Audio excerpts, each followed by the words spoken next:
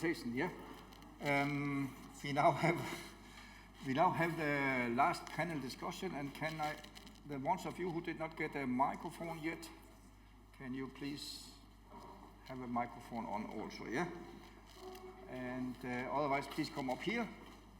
So, yeah, but actually one thing, now I have luckily or unfortunately been also in the industry for some time, and when we started, actually when I was in BSM 15 years ago, we also was trying to find out how to manage the competences of our seafarers.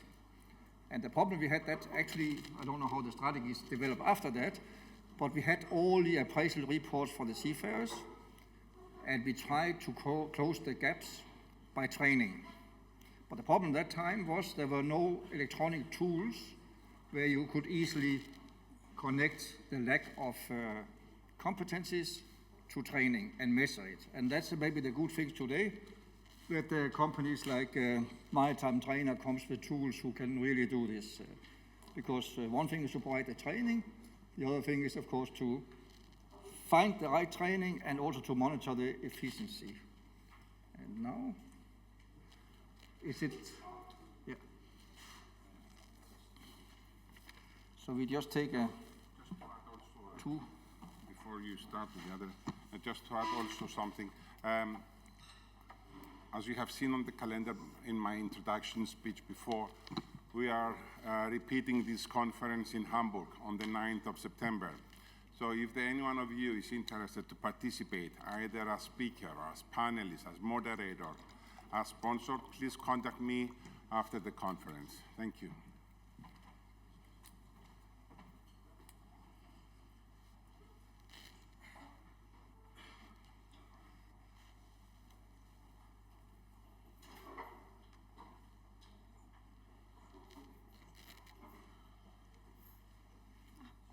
We are missing Adonis, Captain Raptis.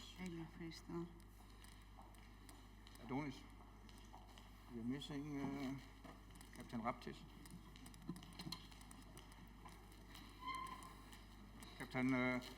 Captain Raptis.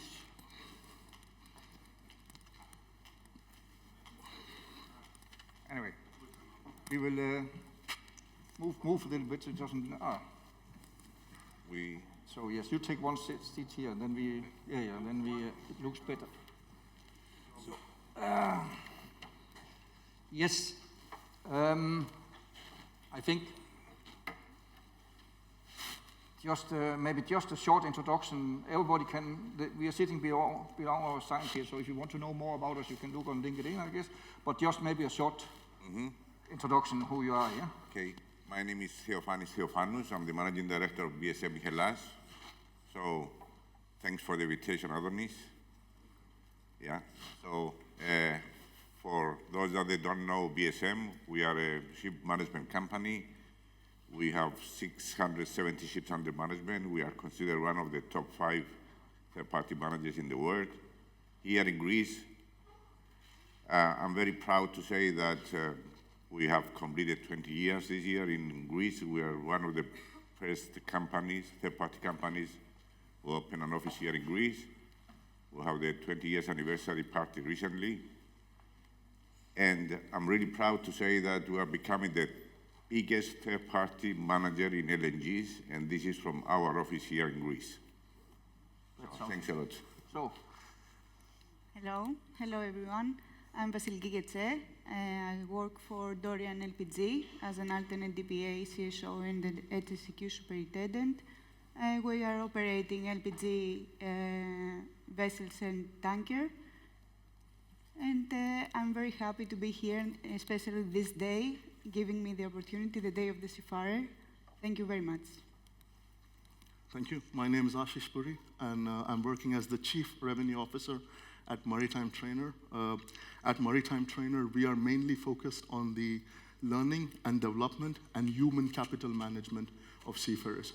My background is I'm a chief engineer and managed crewing for 170 ships, training and development for 400 ships, and now I'm lucky to be on the Day of Seafarer year, promoting the message what I want, that we want every seafarer to go back home safe to their families. I'm Chrysoula Vasiliki Patrikiou. I'm the Chief Business Officer of Pyli Human-Centric Technology. I have a background in the civil aviation. I served civil aviation for 15 years. So I brought all this knowledge and experience to industries' critical working environments, such as shipping, to improve and to enhance human performance. Thank you. Okay, thank you. So let's move on with we are a little bit behind on time, so let's move on. One thing which was from the presentations here, also both of one of the soft skills and one of the, let's say, the technical and the soft skills training also is how do we identify training needs actually? And maybe Captain Vasiliki, in Dorian LPD, how are you trying to make sure that the training you give to your seafarer is also relevant for them? Because I think that's one of the most important thing for motivation. Can you explain on this, please? Yes. Actually, identifying training needs is a daily challenge, both for those that are on board the vessel and also for us on shore. First of all is the standard screening technique for compliance with regulatory requirements for STCW and MLC. And then, of course, we have the appraisals procedure that is performed on board from the superiors of each rank. Appraisals process also for us that is working at shore, and we appraise the seafarers. And we can go more deep from on-board audits, assessments, where the auditor can identify training need for a seafarer. The safety drills that are conducted on board, again, it is an opportunity to identify the training needs. And also we have the audits can also be performed either internally or from third-party inspections. During the third-party inspection, we may have an observation or a deficiency that will lead us to start the training need. By training then, yeah. And let's say the last part is also a casualty that we may have. From a casualty, for sure, we have also. How do you do in PSA? Yeah, in a similar way, we do the same thing basically. So everything starts from the recruitment. If we see any gaps, we try to train the people.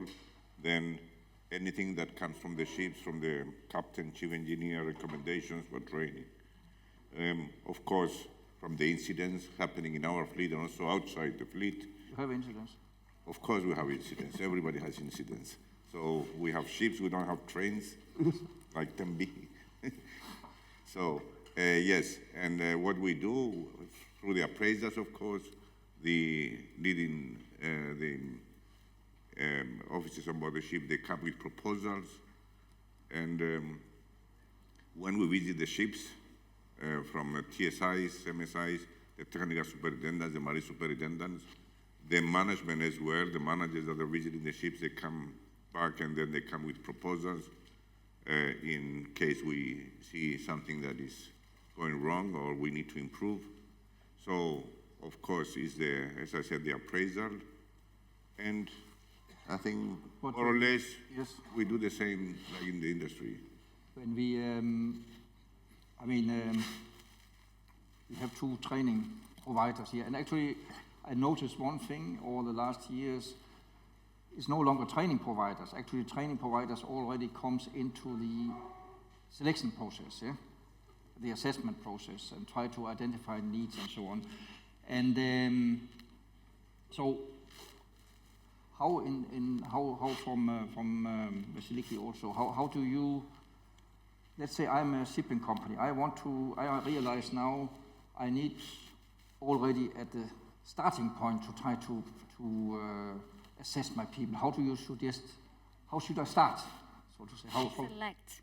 Yes. Right. Yeah. Right. Well, in real life, and especially in critical working environments such as sea shipping, the crucial performance indicator, as I mentioned earlier in my presentation, is not what we know. It's not our technical skills. It's how we perform. It's how we act, how we behave. And I'm sure that we are all aware that the most experienced officer on paper can still make a poor decision in a critical moment under certain circumstances. And you know why? Because we don't sail with CVs. We sail with human beings. And as a company, Pyli, with our soft screen application, we help shipping companies look beyond compliance and qualifications and start to understand, to empower, and develop, and most importantly, care for the people, and actually who move literally the world and serve shipping. So the future of crewing, of effective crewing, safe crewing, is not about hiring knowledge and experience. It's not only hiring knowledge and experience. It's about choosing the right people with the right mindset to move ships safely and smoothly.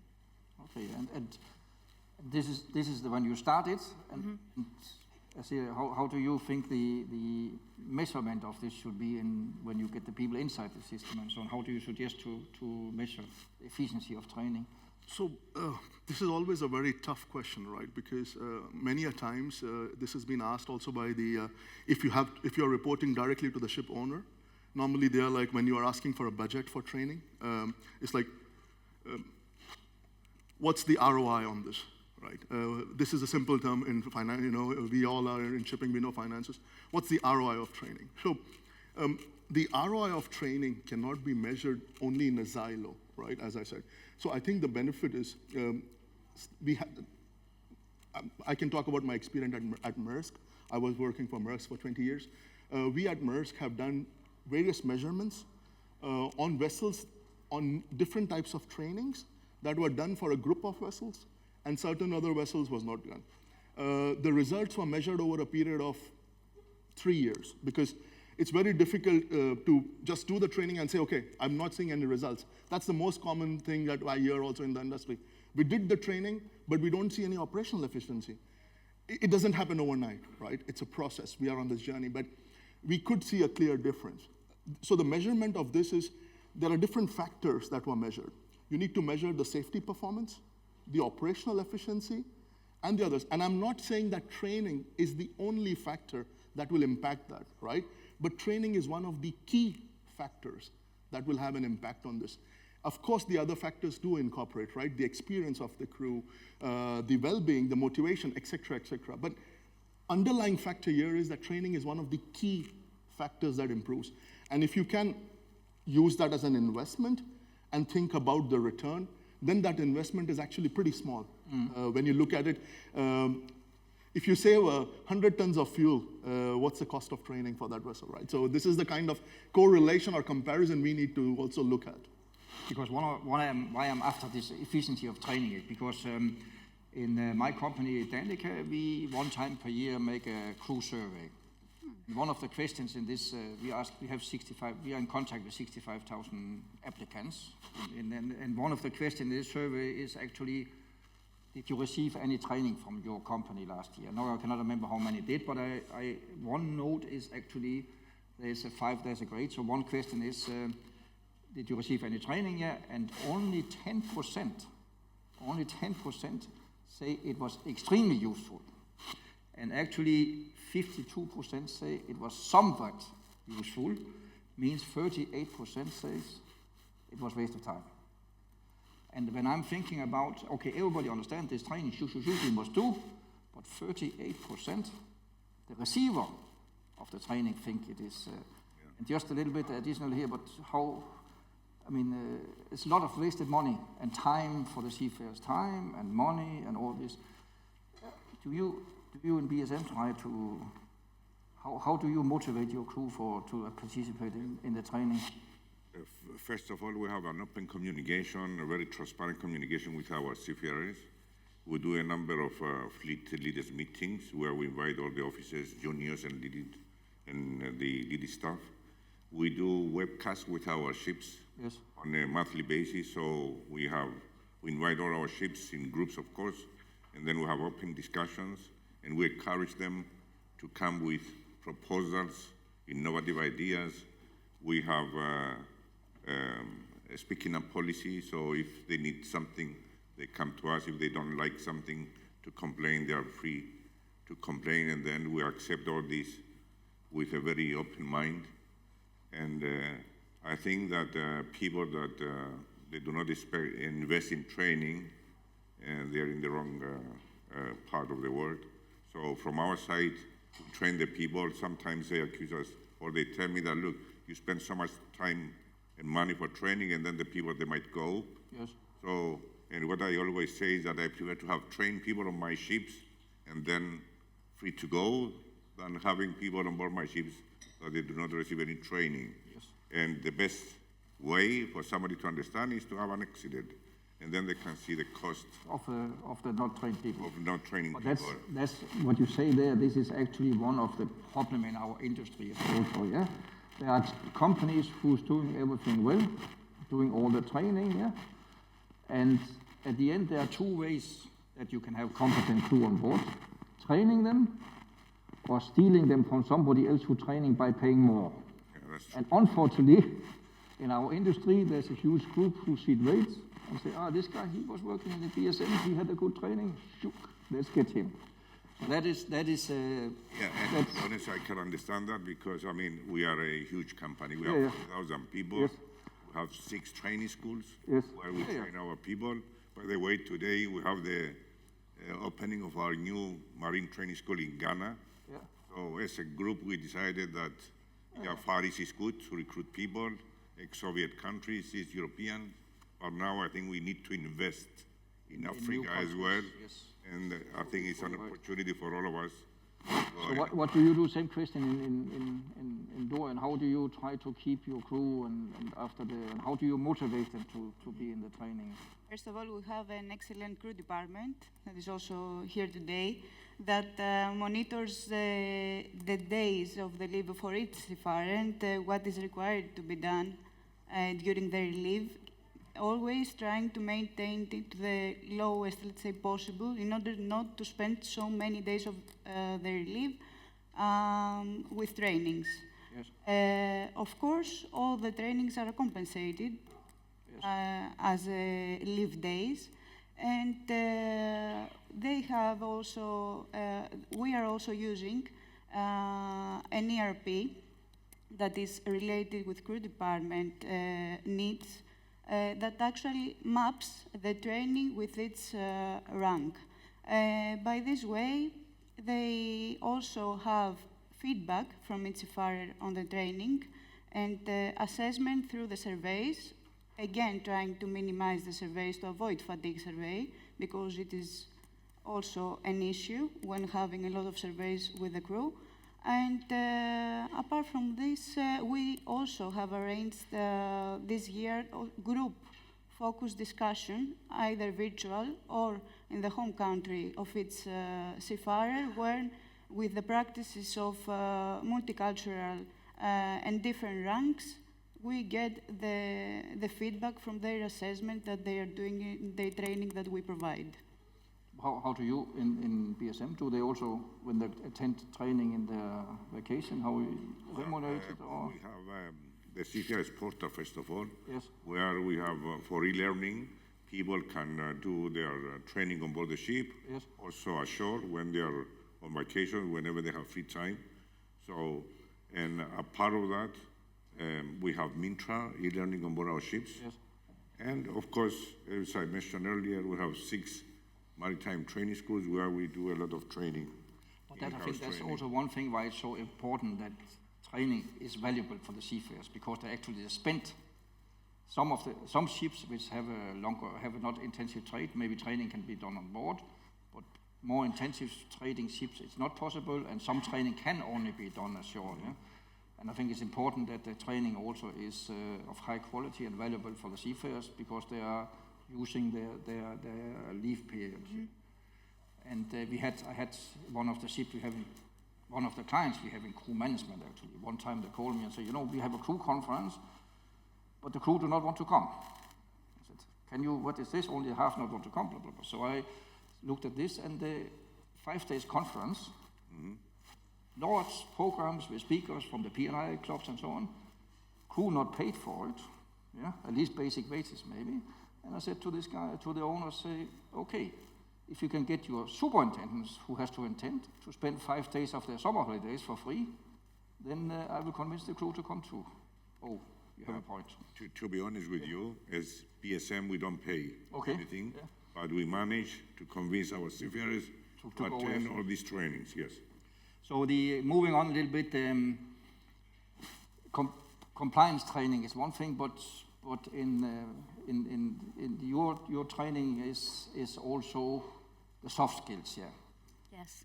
And how do you really connect? I think you had a very valid point in your presentation saying, okay, we cannot be without the hard training because we must understand the rules, but we also need the soft training. How do you connect these things?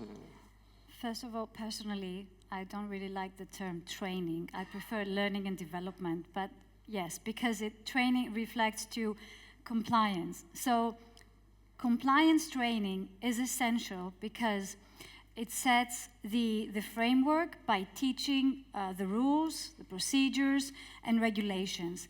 But rules don't save lives. People do. And people on board don't operate, you know better than me, in controlled environments. They operate under pressure, uncertainty, and dynamic conditions.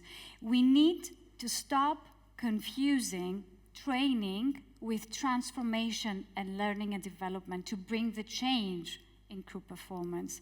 So therefore, to truly enhance safety, teamwork, resilience, we must go beyond traditional training and invest in understanding our people, see our people, and especially their behavior, intelligence, and the blind spots of our people, and invest in developing them in targeted and need-based trainings. As I mentioned, with our soft screen, the application, this is where it becomes invaluable.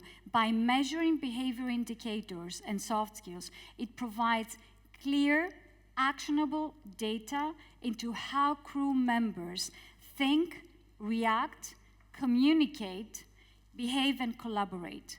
And this kind of intelligence empowers proactive, not reactive management. Mm-hmm. That's what That's also, of course, when we move on a little bit here, so actually in this room here, there are crew managers here, how many have actually a written training or learning and development strategy in your companies? How many have a written down strategy on this? How many of you? So, I can put my hand up. That's why only two. Captain. Fantastic, 3. Yes.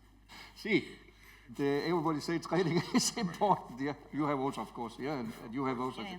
So can you, Captain Vasiliki, can you try to explain a little bit about how does your strategy for training look? And because you have a growing LPD fleet, and how do you realize training is necessary or development is necessary?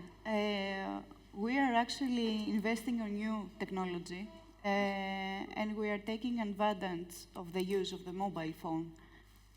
Yes. Because it is something that we cannot avoid anymore, and we do not have any other mean of preventing the isolation. So we are taking advantage of the modern technologies, having web applications in their mobile phones, readily accessible and user-friendly by all seafarers, working offline, no need internet consuming data, and of course we use training via animation specifically gamification, on soft skills. We use soft skills and leadership to train all seafarers, from messman to the master. This is accessible to everybody. For all, yeah? Okay, that's interesting. Just here, I mean, it's the audit conference. You have a question here, yeah? Adonis, can we have a microphone? Yes. Thank you all very much. Just a question: with the ongoing geopolitical tensions we have in our areas like Israel, now the Straits of Hormuz or Ukraine, how do you deal with how do you manage crewing in these terms? Because this is a changing environment, and this you have to monitor daily. So how do you manage safety and also psychological and well-being for vessels calling in those areas? Yeah. So from our side, before we move into these areas, we do a risk assessment. So we have our own ships as BSM, as BS, but also we are third-party managers. So it is very difficult for us to convince the owners what to do. But at least from our side, we do a risk assessment, then we assess the risk, and we are not entering any high-risk area unless we have the approval from the crew members. So each crew member on board the ship has the right to reject or to deny to enter into the high-risk area. A part of it, so people are trained well. Now we have problems in the Persian Gulf, especially we had an incident recently. The GPS doesn't work properly, so we asked our people to pay attention to use different means of navigation as well there. So we are on a daily basis in contact with our ships, giving them instructions, and in case they need something, they know that we are available 24 hours a day. Dorian? More or less the same. Yes. We try to be proactive.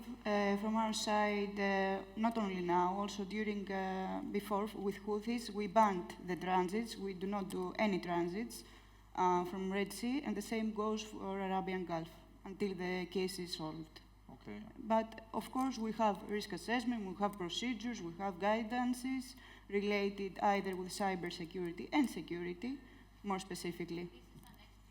I'm sorry. Risk, you know, and stress for the crew, all these geopolitical tensions around us. That is the reason that we do not transit anymore from these areas. So this moving a little bit back to the training and so on.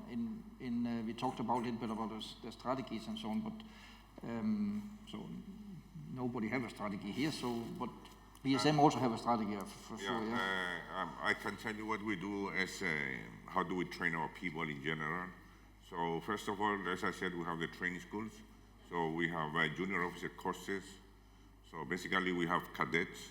Before they join our vessels, when they finish their academies, we have a cadet foundation course where cadets come to our training schools.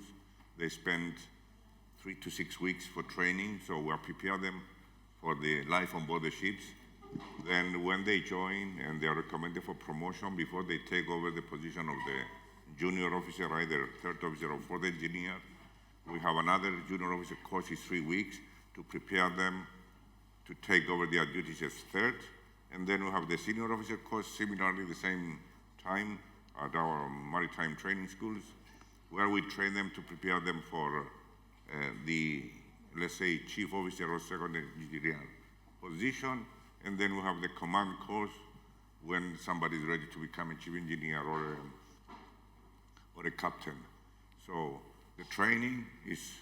It's a part of the career. Yeah, development as well. We have the competence management system as well, where somebody has to complete all the training before he's allowed to get a promotion. And of course, we follow the procedures that we need to have 2 different recommendations for promotions before we promote our people. Actually, I also worked in a bigger Danish shipping company one time where I had such a training strategy. And actually, funny thing was that you didn't need to ask what rank you have, but you could hear what he was saying about the company, how many courses he has been on, actually. Yeah, but to be honest with you, we have seen the results. Yes. I mean, as a company, we started the BBS training maybe 20 years ago, and what we have realized is that the incidents on our ships, they have a decreased trend. So you can really measure it. Yeah, we can measure the results of the training, and we have seen that nowadays. That's interesting. I mean, I'm very proud to say that for the last 20 years, as BSM Hellas, we didn't have, touch wood, a major incident on our ships. We have category 1s, very minor incidents, of course, as all the companies, but at least we never had any major incidents on our ships. That's actually another thing about training. When we talk about new people or new talent to the industry, as the Hormuz and the war in Red Sea and all this is not helping getting people. But there was one survey the other day from one of the P&I club, I think it was, and it says within the last 4 years, 25% of seafarers had a work-related injury. 25%. It's a huge number. Yeah. I would like to go back to the point of this stealing competency, right? I know it's actively happening. We are all in the industry, and it's a very competitive and a cutthroat industry. But stealing this competency is actually not helping the entire industry for one simple reason. When you steal, you might think there is short-term goals, right? But irrespective if there is an incident on anywhere within the industry, the P&I club's insurance rates for the vessels goes up cumulatively, right? So we are all of us in this together, and that's why collaboration, right? And looking at the bigger picture, and companies like BSM who are investing so heavily into their crew training, and they are seeing the results, right? That's why it's important to start from the process, right? Rather than stealing, because even the short-term goal, it might look beneficial, but overall, it is impacting all of us in the industry because the insurance rates will go up irrespective if there's an incident on one customer's vessel, on another customer's vessel, unfortunately. So we are all in this together. If I may start from there. Yeah, sure. Okay, let's go There's with questions. One question. Good day to the panel. My name is Sotiria Zideri from Adriatico Crewing. Part of my question was covered by Mr. Theophanous, but I want to ask anyway. So, we can all agree that seafarers, apart from technical training, they also need empowerment to work hard towards promotion, take initiatives on board, and also develop leadership skills. Okay, so how do you empower your seafarers? And how do you differentiate between different nationalities? Because personally, I haven't heard any training provider or wellness mentor speaking about nationality awareness. Can I? Yeah, sure. Sorry. I was thinking. First of all, as for the nationalities, I mean, the last part. In BSM, and especially on our ships, on their own ships, we're using any kind of nationality. So we're nowadays don't look on nationalities, rather on good professionals. So whether it's somebody from Ghana or from the Philippines or from Germany or England or Greece, for us, we see them in the same way. So whether it's a male, female employees, the idea is to have trained people on board our ships. So how we empower our people and how we manage to retain them, I think is a matter of transparency, the way we treat them. So we need to respect our officers and the ratings as well. We visit our ships. Me personally, as a managing director, I visit my ships. I have discussions with my people on board the ship. I attend all them, not all, but a number of fleet officers meetings that we have. So whenever we have somebody. How do you, I think the question was about how do you see any, do you have any, is your training different if it's a Filipino or it's a Greek or no, it's no, the same for training? For us it's the same way. I mean, whether you have an officer on an LNG from Philippines or from Europe or whatever, the training is the same. We know that we have problems in some countries where the education is not good, so that the standards are not so high. But I think this is a problem worldwide. I mean, we have the same problem even here in Greece. You get, I mean, earlier we had here that we train the people in the maritime academies and then they go on board the ship and they know nothing. So we don't prepare them for the specific vessels. For example, you get somebody from the school, from the academy, he goes on board the ship and then basically they have to learn everything from the scratch. Whether the training is proper, appropriate, or whatever you want to call them. That the basic training is out of sync with the realities. Yeah, and especially nowadays.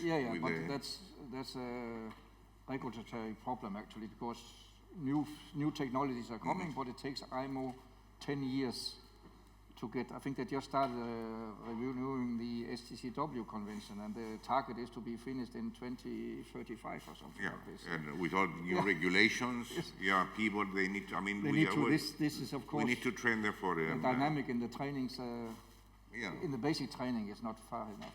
Any other questions in here on all this? Is there any? So that's for the benefit of lunch, which is waiting, and the time. Let's try to make a little bit round up. So what is? Before something. Your question, I would like to add something regarding trainings. It's very important to communicate with our people, if it's our seafarers or shore-based employees, why they receive this training, why this training is delivered. Why is a big question and needs an answer.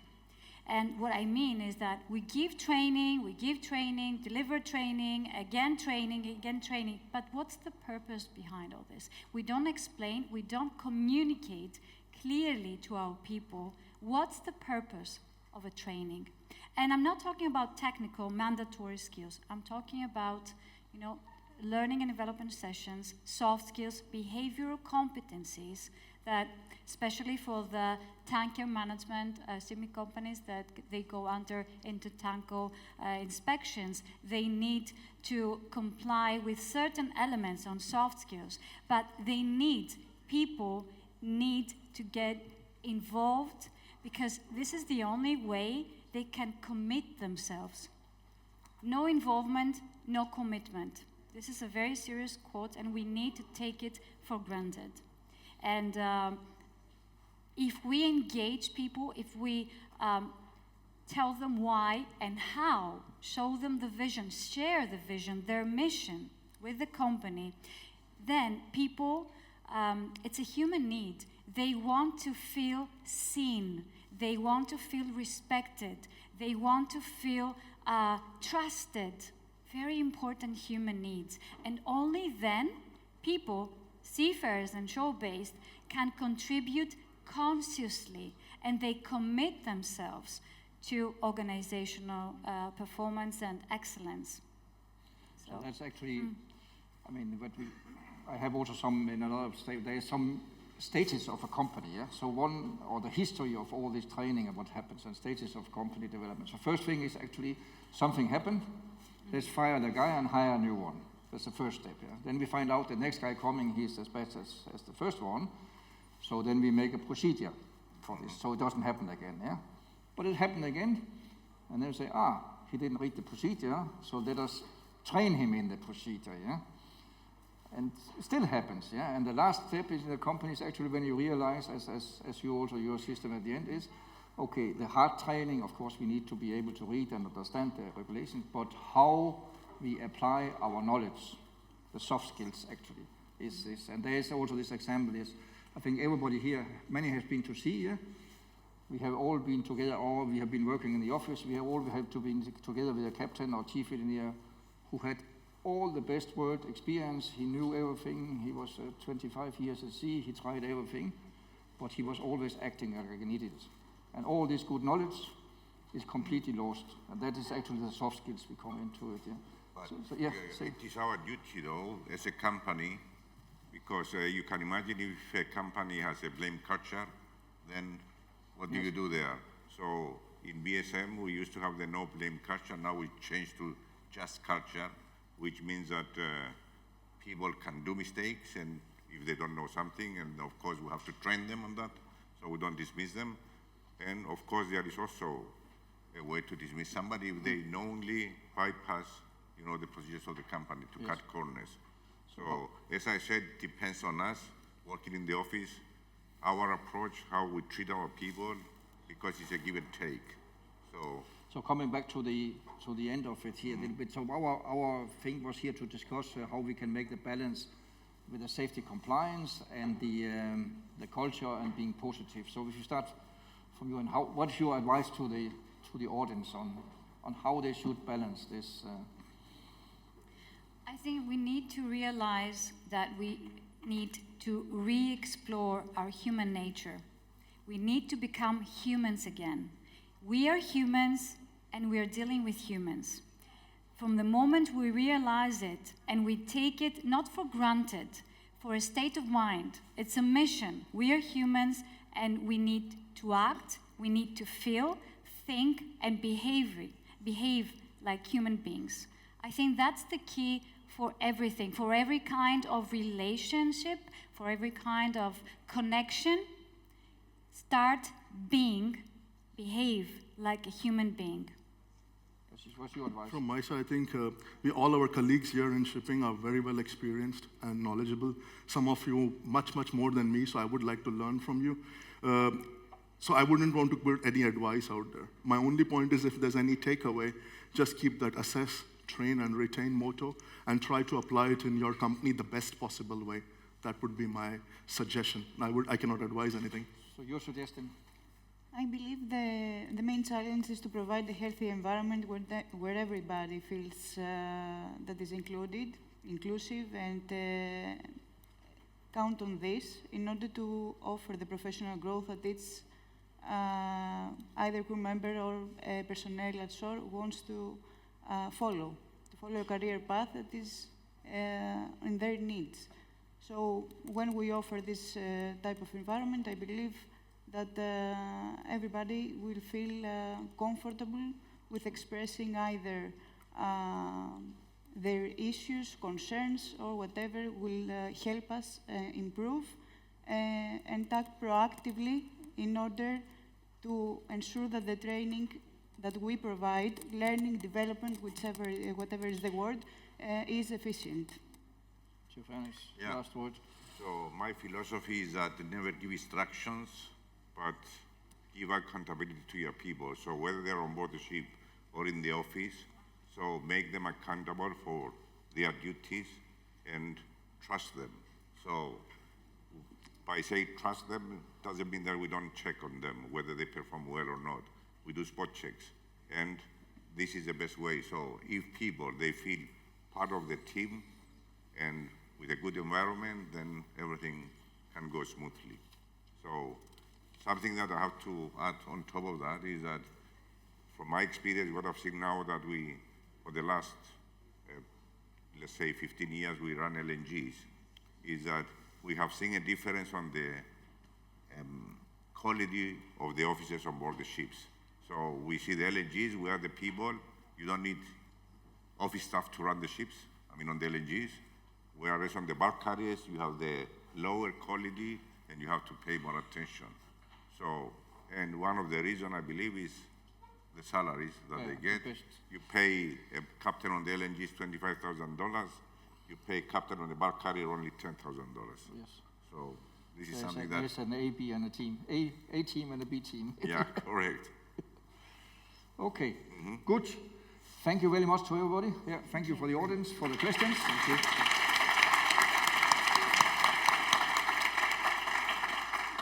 And now the next step is Adonis. It's your step, yeah? Yeah.